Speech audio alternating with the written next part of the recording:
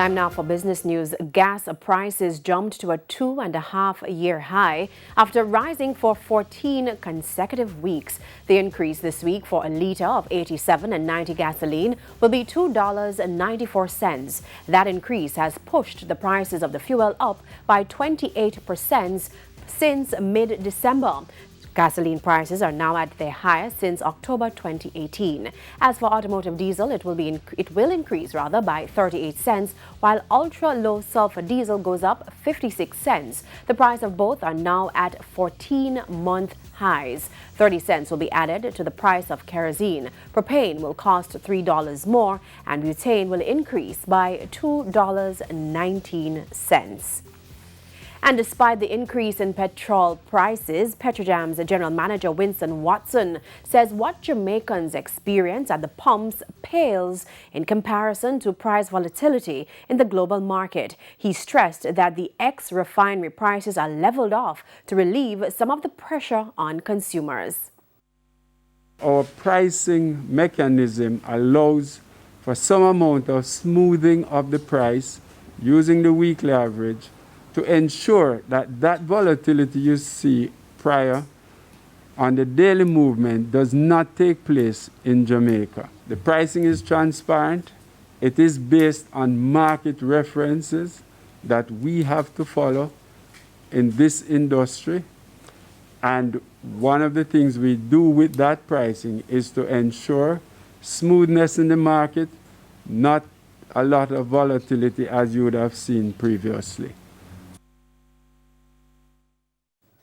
And oil prices remained under pressure for a fourth day running. This after the International Energy Agency said it will take another 2 years at least for global demand to return to pre-pandemic levels. Oil for delivery in April is down 65 cents at $64.15 per barrel.